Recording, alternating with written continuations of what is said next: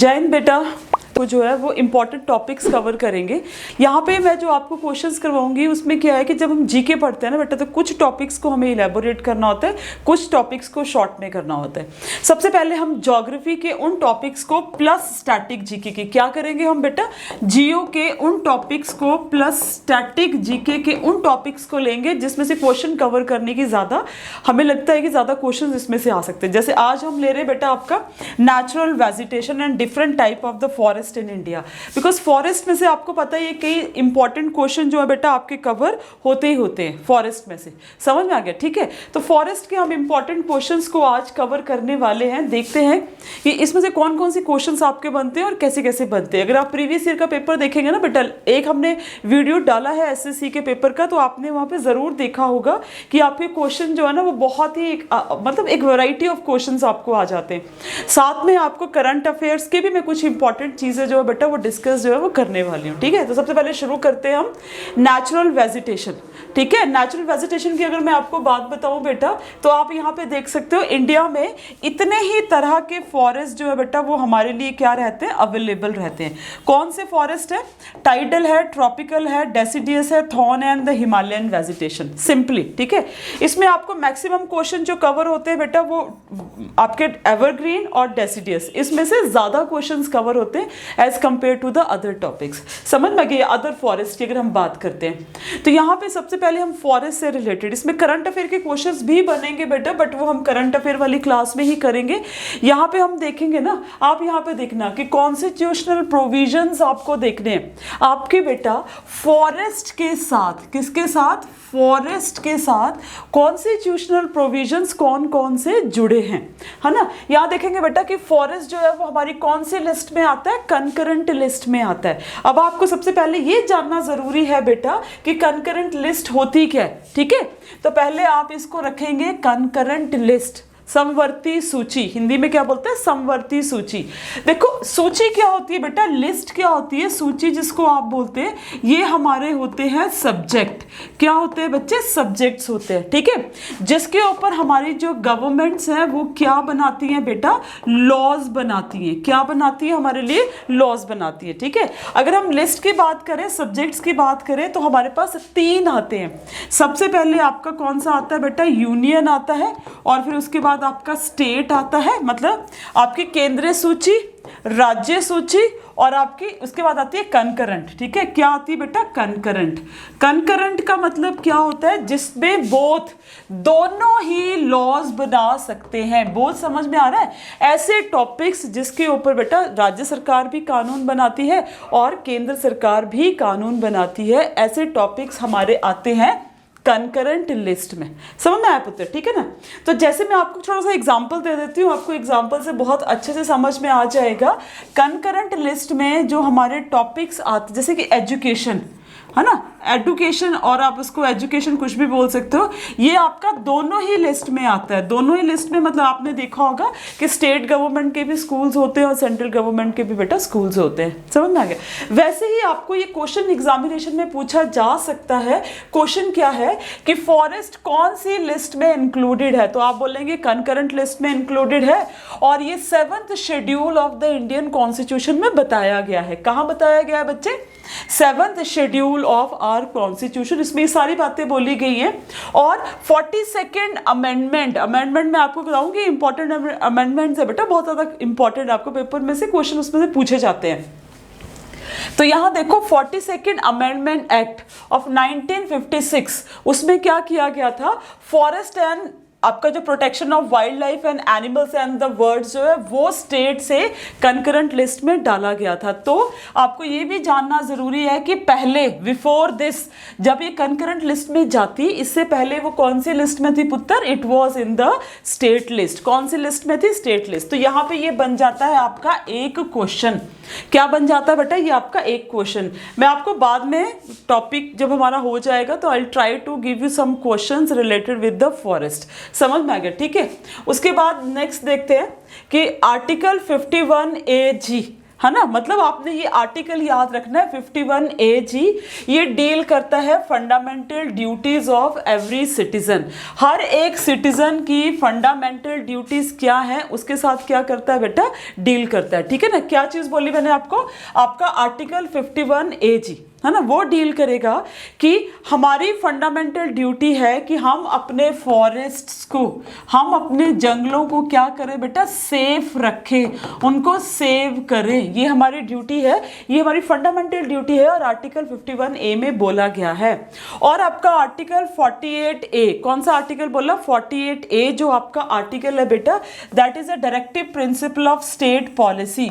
ये सब हम पॉलिटिक्स में करने वाले हैं। वैसे directive principle of state policy में क्या बोला गया है बच्चा, यहाँ पे बोला गया है कि गवर्नमेंट जब कोई भी लॉज बनाती है, कोई भी नियम बनाती है, तो उसको माइंड में रखना चाहिए, है ना, mandates the state shall endeavour to protect and improve the environment.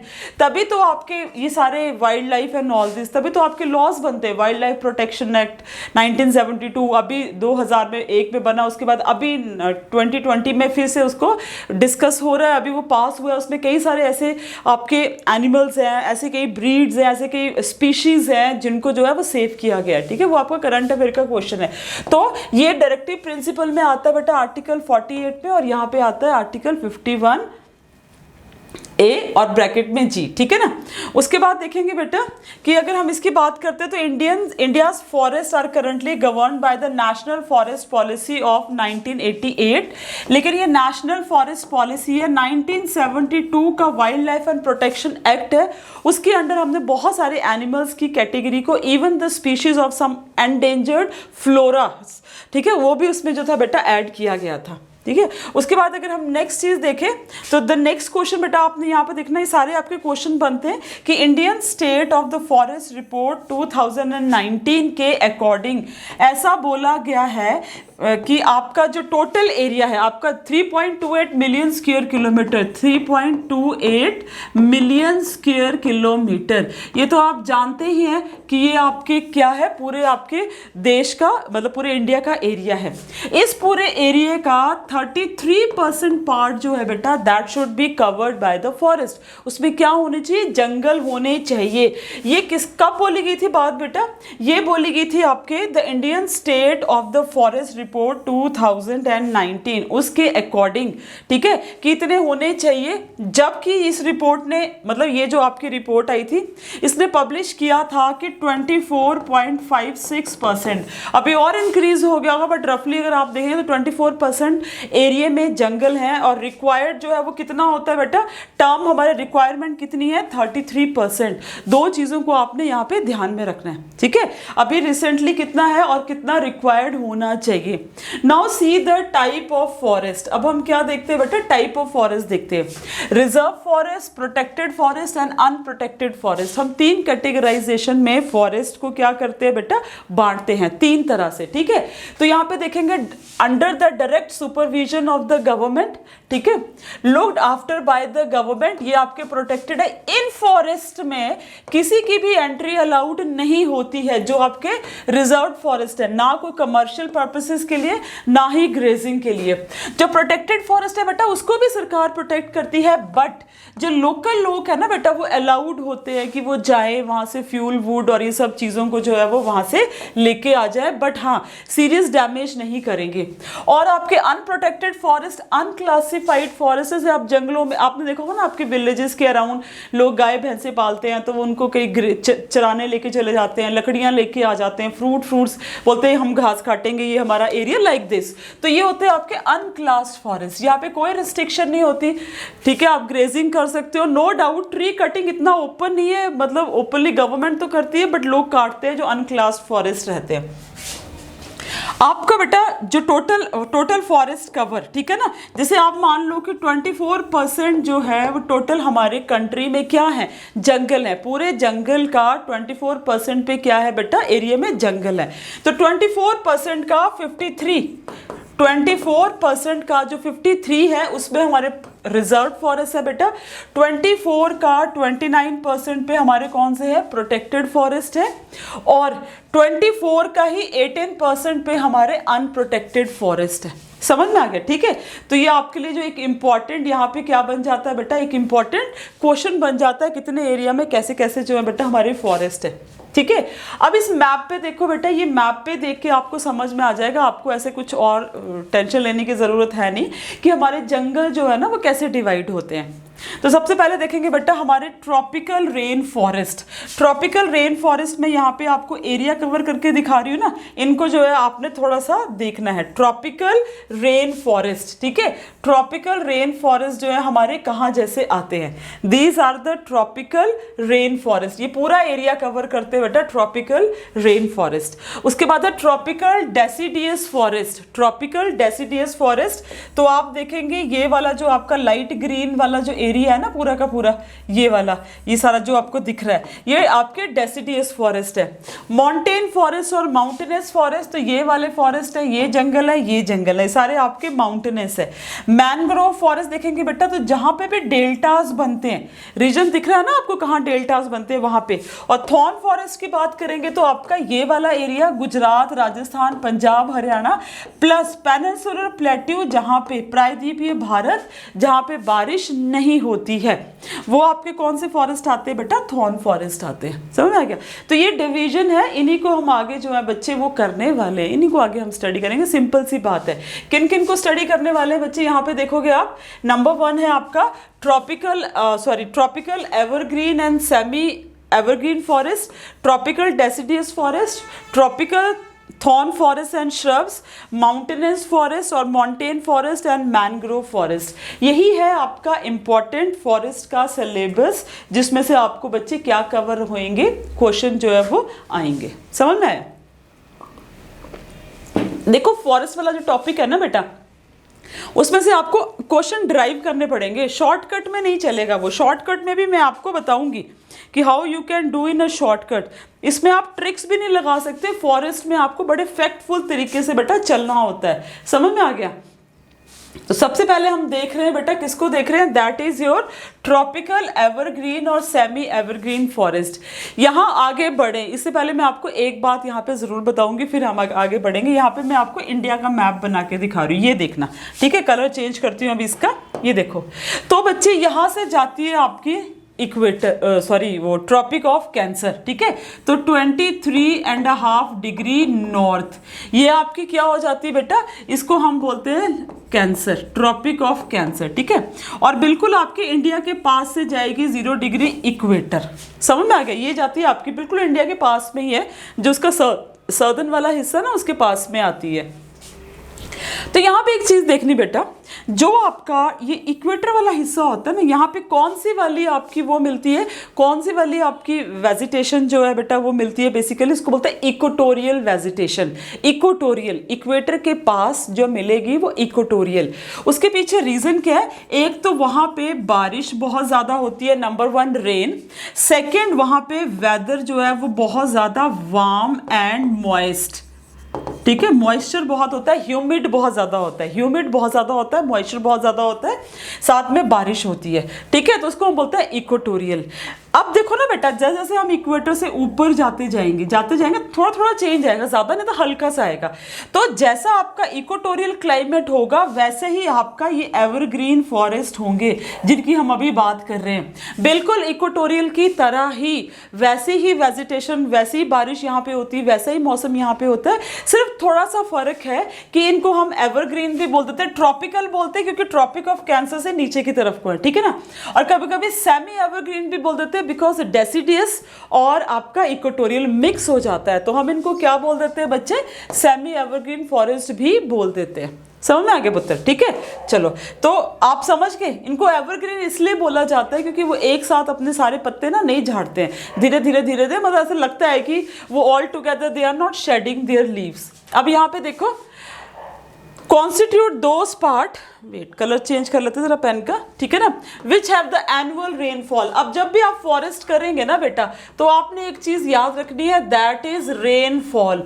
जंगलों का जो डिवीजन है वो बारिश पे बहुत ज्यादा डिपेंड करता है, साथ में आपके एरिया पे भी डिपेंड करता है, बट बारिश सबसे इंपॉर्टेंट है। तो जिन एरियाज में बेटा 200 सेंटीमीटर से लेके 400 सेंटीमीटर तक एनुअल बारिश होती है। उस जगह पे आपके कौन से फॉरेस्ट मिलते हैं? एवरग्रीन फॉरेस्ट और सेमी एवरग्रीन फॉरेस्ट और equatorial type of the forest. ठीक है, यहाँ पे देखो रेनफॉल हेयर अकर्स ऑलमोस्ट, यहाँ पे बारिश जो है पूरा साल भर चली रहती है। तो थ्रू आउट द ईयर, क्या बोला बेटा? थ्रू आउट द ईयर यहाँ पे बारिश हो रही होनी है। ठीक है, सेकेंड थिंग, वेट रहता है, मतलब मॉइस्ट रहता है, वार्म क्लाइमेट होता है, उसकी वजह से वहां पे वेजिटेशन जो है दैट इज वेरी लग्जरियस, बहुत ही मतलब आप बोल सकते हो कि एक बिल्कुल भव्य, वहां की कई तरह की varieties of flora and fauna देखने को मिलते हैं। और बेटा जब इसकी हम बात बोले तो यहाँ पे मल्टी लेयर्ड स्ट्रक्चर मिलता है। क्या मिलता है? Multi layered structure. ये बहुत इंपॉर्टेंट क्वेश्चन है। जैसे मान लो मैंने एक ट्री बनाया, एक ट्री ये है, इसके साथ में छोटे छोटे छोटे छोटे और पेड़ आपको ऐसे ऐसे देखने को मिल जाएंगे।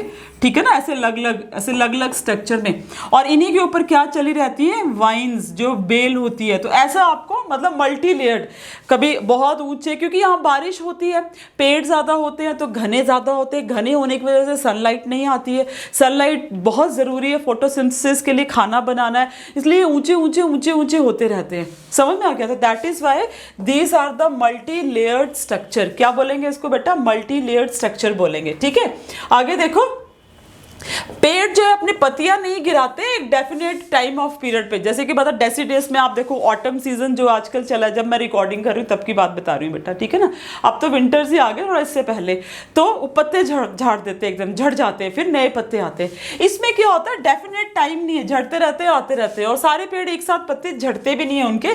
That is why they appear evergreen all through the year. सारा साल भर क्या रहती है? वो हरी ही रहती है बेटा। ठीक है ना, अगर इसका हम डिवीजन देखें तो क्या बोल सकते हैं बेटा, कहां कहां मिलते हैं? उससे पहले हम देखते हैं यहाँ पे पेड़ कौन से कमर्शियली बड़े इंपॉर्टेंट ट्रीज होते हैं। सैंडलवुड, आपको पता है, पुष्पा मूवी आपने देखी होगी, लाल चंदन तो बहुत ही कॉस्टली है, पर हर एक चंदन ही कॉस्टली होता है। ठीक है, ebony, mahogany, rosewood, rubber, cinchona etcetera, ये सारे यहाँ पे ट्रीज मिलते हैं। आपको कभी कभी ऐसे क्वेश्चंस भी आते हैं, बट कम आते हैं कि कौन से पेड़ जो है बेटा यहाँ पाए जाते हैं। ठीक है ना, अगर हम एनिमल्स की बात करें तो बेटा एलिफेंट्स मिलते हैं, monkeys, langur, dears, one horn dinosaur and reptiles, और वो रेंगने वाले बहुत जानवर यहाँ पे मिलते हैं। ठीक है ना, तो एनिमल से बहुत लश ग्रीन रहता है।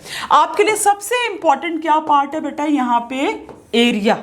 ठीक है, एरिया कौन सा? पहले देखो, वेस्टर्न कोस्टल रीजन, जो वेस्टर्न कोस्ट है, वेस्टर्न घाट्स है, ठीक है ना, आपके लक्षद्वीप है और अंडमान एंड निकोबार है, upper part of Assam and Tamil Nadu coast. ठीक है, उन सारे जगहों पे ये फॉरेस्ट हमें देखने को मिलते ही मिलते हैं। उन सारी जगहों में बेटा ये फॉरेस्ट हमें देखने को क्या मिलते ही मिलते हैं। ठीक है, उसके बाद देखो इनकी जो सिमिलैरिटी है इक्वेटोरियल रेन फॉरेस्ट की तरह है। जैसे इक्वेटोरियल अभी बता दिया मैंने आपको, इक्वेटर पे जो फॉरेस्ट होते हैं वैसे ही आपके ये जो फॉरेस्ट है, कौन से वाले फॉरेस्ट है आपके?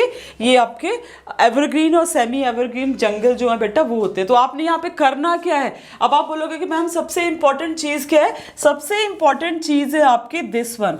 एक तो आपका एरिया, इसमें से आपको क्वेश्चन बनेगा, ट्रीज में से क्वेश्चन बनेगा, उसके कैरेक्टरिस्टिक्स क्या होते हैं उसमें से क्वेश्चन बनेगा, और साथ में इक्वेटोरियल रेन फॉरेस्ट, आपको ये भी बेटा एक क्वेश्चन जो है इसमें बन सकता है। That is also one of the important question. समझ में आ गया? ठीक है, चलो अब देखते बेटा अगले जो टाइप के हमारे फॉरेस्ट कैसे होते हैं। इनको बोलते हैं ट्रॉपिकल डेसिडियस फॉरेस्ट। क्या बोलते हैं? Tropical deciduous forest. ठीक है, ट्रॉपिकल डेसिडियस फॉरेस्ट में मैं आपको कराती बाद में, पहले यहाँ पे समझा देती हूँ।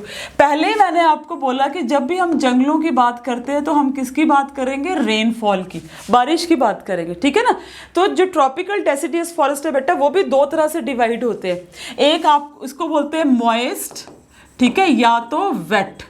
ठीक है, और यहाँ पे क्या बोलेंगे? Dry deciduous forest. दो हो गए ना, ठीक है ना, मॉइस्ट जहाँ पे बहुत मॉइस्चर है, ह्यूमिडिटी है, और ड्राई है। तो ये होंगे कैसे? बारिश के।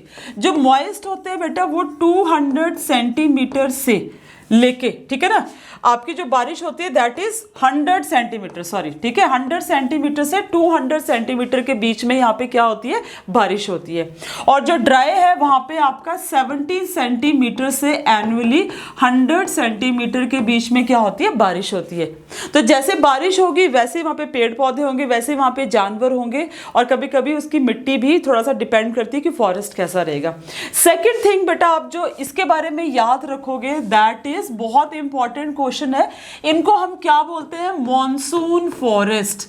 क्या बोलते हैं बेटा, मॉनसून फॉरेस्ट। एक क्या बताया मैंने आपको कि ड्राई, मॉइस्ट एंड वेट, ठीक है, और ड्राई, बारिश आपने याद रखनी है, साथ में हम इनको क्या बोलते हैं, मॉनसून फॉरेस्ट बोलते हैं। और एक इंपॉर्टेंट चीज यहां पे है कि अगर आपको क्वेश्चन आता है बाय चांस कि मैक्सिमम एरिया आपकी कंट्री का किन फॉरेस्ट ने कवर किया है, तो मैक्सिमम फॉरेस्ट आपकी जो कंट्री का किया है बेटा वो इन्होंने किया है, डेसिडियस फॉरेस्ट। जैसे मैं आपको पीछे मैप में दिखाया था ना कि कितना एरिया उसने कवर करके रखा है, ठीक है। चलो यहां पे देखते हैं, ये आपका आ गया मॉइस्ट डेसिडियस फॉरेस्ट। पहले तो आपने याद रखनी है इसकी रेनफॉल 200 से 100 सेंटीमीटर के बीच में। उसके बाद आपने क्या याद करना है बेटा, एरिया, कि कौन कौन से एरिया में मिलते हैं। तो एरिया देखो, इंडिया में मिलेंगे नॉर्थ ईस्टर्न स्टेट्स में, साथ में आपको मिलेंगे फुट हिल्स ऑफ हिमालयाज, जहां हिमालयाज शुरू होते हैं उनके फुट हिल्स पे मिलेंगे। फिर आपको मिलेंगे बेटा झारखंड में, वेस्ट उड़ीसा में, ठीक है, then you will get in Chhattisgarh, ठीक है, and the eastern slopes of the western Ghats. कहाँ मिलेंगे, eastern slopes of the western Ghat में आपको मिलेंगे। समझ में आ गया। तो आपको सबसे इंपॉर्टेंट पहले रेन, कितनी बारिश चाहिए, उसके बाद एरिया, उसके बाद ट्रीज। ट्रीज में अगर आप देखें तो टीक मिलता है। Teak wood is the most wanted wood in this modernize time. क्यों, क्योंकि टीक वुड को हम हिंदी में इमारती लकड़ी बोलते हैं बेटा, और जितने भी आपकी इमारतों में लकड़ी यूज की जाती है वो टीक वुड ही यूज की जाती है, क्योंकि ना ये बहुत हार्ड होती है ना ही बहुत ज्यादा सॉफ्ट होती है। इसे अलमारियां बनाने, दरवाजे बनाने, खिड़कियां बनाना बहुत ईजी हो जाता है, इसलिए सबसे ज्यादा टीक वुड जो है बेटा वो यूज की जाती है, ठीक है। उसके बाद आपका आता है बैम्बूस, फिर उसके बाद साल, शीशम, सैंडलवुड, खैर, कुसुम, अर्जुन, मलबरी एटसेट्रा, ठीक है। ये सारे पेड़ जो है आपको यहाँ पे देखने को मिलते हैं। एक बात, जब भी आप पेड़ों की बात देखोगे ना बेटा, तो यहाँ पे एक चीज याद रखना कि बाउंड्री नहीं बनती है कि पेड़ बोलेगा जी 200 सेंटीमीटर बारिश खत्म होगी, या 100 सेंटीमीटर तो आगे नहीं मैं ग्रो करूंगा। ग्रो कर जाते हैं, बट हम उन ट्रीज को देखते हैं जो मैक्सिमम इजिली ग्रो करते हैं। अब तो लोग गुजरात में भी एप्पल उगाते हैं जो हिमालयाज में लगते हैं, समझ में आ गया। तो कोई बड़ी बात नहीं है वो, बट ये नेचुरली ग्रोन ट्रीज रहते हैं। और ड्राई डेसिडियस में मैंने आपको क्या बताया बेटा, 100 to 70 सेंटीमीटर पहले बारिश, ठीक है। उसके बाद आप एरिया कहां पे देखोगे, पेनिनसुलर प्लेट्यू, प्रायद्वीपीय भारत, और जिसको आप दक्षिण का पठार भी बोलते हैं, दक्कन प्लेट्यू भी बोलते हैं, उस रीजन में मिलते हैं। जैसे आपका एरिया आता है एमपी वाला, बेसिकली तेलंगाना वाला, आंध्र प्रदेश वाला, कुछ पार्ट कर्नाटक वाला, कुछ पार्ट जो आपका महाराष्ट्र वाला, ठीक है। उसके अलावा उत्तर प्रदेश में और बिहार में आपके ड्राई डेसिडियस फॉरेस्ट देखने को मिलते हैं। दिल्ली आ जाओ आप, इवन पंजाब और हरियाणा में आओ तो वहां पे तो जंगल बचे ही नहीं है ना, खेती से सब खत्म कर दिया है, पर फिर भी आपको वहां देखने को मिल जाते हैं। यहाँ पे भी बेटा टीक सबसे ज्यादा एमपी में, टीक वुड सबसे ज्यादा कहां पे होता है, एमपी में, ठीक है। उसके बाद साल, पीपल, नीम। नीम को अगर आप देखो दिल्ली वाले एरिया में, वो आपके यूपी में तो ऐसे ही ग्रो हो जाता है, या हिमाचल में करोगे, अपर एरिया में करोगे, वहां नहीं ग्रो होता, ठीक है। इस तरह के पेड़ जो बेटा देखने को मिलते हैं। उसके बाद हम नेक्स्ट चलते हैं, आपके हमारा जो नेक्स्ट है that is tropical thorn forest, ठीक है ना। मतलब आप पिक्चर में देखो ना, कांटेदार जैसे पेड़ होते हैं, ट्रॉपिकल थॉर्न फॉरेस्ट में आपके आते हैं। समझ में आ गया। अब यहाँ पे देखेंगे इसके डिटेल फीचर। सबसे पहले लोकेशन कहाँ पे है, लोकेशन है बेटा सेमी एरिड, सेमी एरिड और एरिड रीजन, ठीक है, दोनों में ही मिलते हैं। एरिड और सेमी एरिड मतलब शुष्क, जहां पानी बारिश होती ही नहीं है, बहुत कम होती है। जहां बहुत कम होती है वहां पे, जहां पे निग्लिजिबल है, बिल्कुल ही मतलब ना के बराबर है, दोनों जगह में मिलते हैं। जैसे regions of the Gujarat, Haryana, Madhya Pradesh, Punjab and Uttar Pradesh along with Rajasthan, ठीक है। राजस्थान में तो आपके ज्यादा मिलते हैं, बट आपके गुजरात में, हरियाणा में, मध्य प्रदेश में, पंजाब में, उत्तर प्रदेश में एंड राजस्थान। यहाँ पे मैंने ऐड नहीं करा ना, तो आप इसको समझ लेना, एंड